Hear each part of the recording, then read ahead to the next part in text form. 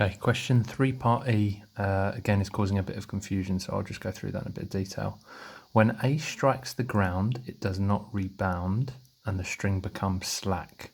Particle B then moves freely under gravity without reaching the pulley until the string becomes taut again. Find the time between the instant when A strikes the ground and the instant when the string becomes taut again. So this is quite confusing to think about what's going to happen. So what's going to happen is as A comes down, B is going to go up 2.5 meters. Then think about what's going to happen to it afterwards. The string is going to become slack and it's going to go up and then reach the top of it and then come back down. Yeah, so let's just talk about that again. So that's going to come down 2.5 meters. That's going to come up 2.5 meters. And then it's going to sort of bounce, isn't it? Because it's still moving under. It's then going to decelerate at gravity and then return to its position there. So find the time between the instant when A strikes the ground and the instant when B becomes taut again. Right, I don't know any information about B. But what if I think about A? A and B, because they're connected, they're going to be moving at the same speed. So the point at which A strikes the ground will be the initial speed of B just before that string goes slack and then goes up and comes back down. So if I work out the final velocity as A strikes the ground, that will be my initial velocity of B just before the string goes slack and then it returns. So what I'm going to do is work out for A. So for A,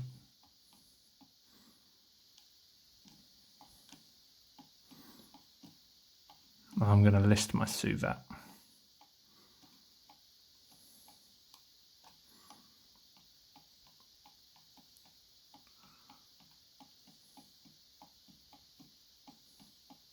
Just to confirm, this is nothing to do with when the string has gone slack. This is the moment just before it does. This is as A strikes the ground, yeah? So as it just comes up, the final velocity just before it strikes the ground.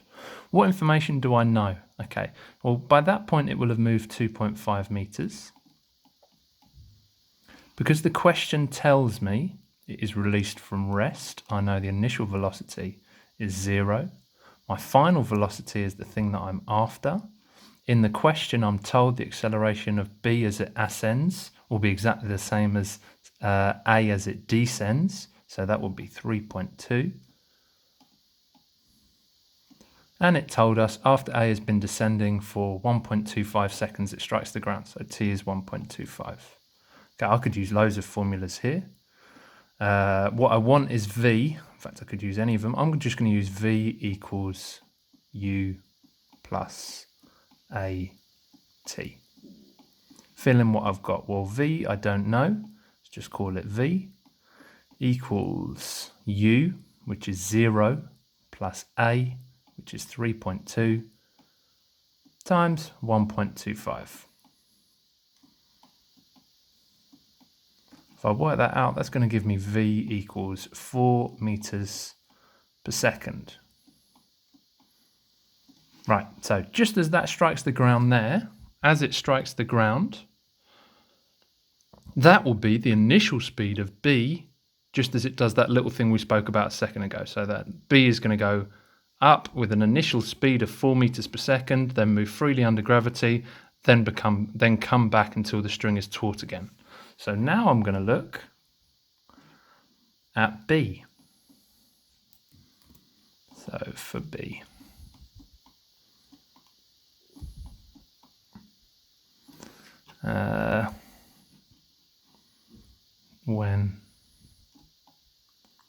Whilst string is slack.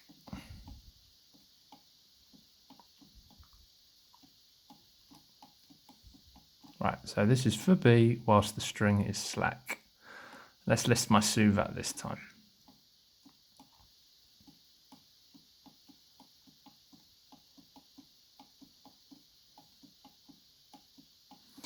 Right, I don't know how much further up that's going to move. Yeah, so I know it's moved up 2.5 meters, but that's not the bit that I'm worried about. I'm worried about the bit at which it goes up and then the string becomes taut again. I don't know what that distance is, that displacement is. The initial velocity, as we discussed, will be the final velocity for particle A, so that will be 4 meters per second. Now, we discussed this a lot with me throwing pens up in the air in the classroom, but if you think about it, at the maximum height that it reaches, the velocity will be 0. So velocity will be 0.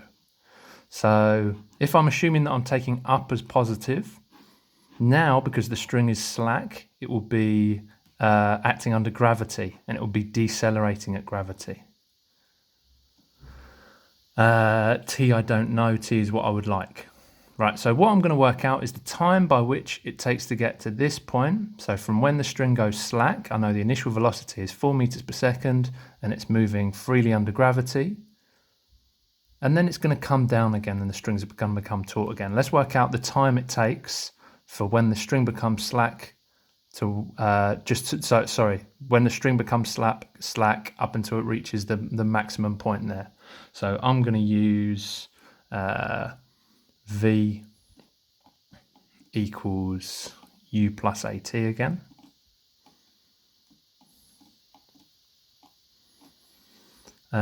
Zero equals U, we worked out was 4 plus minus G times T.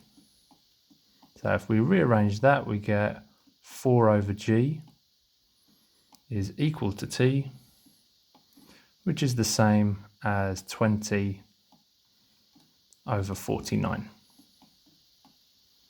Okay, we're nearly there.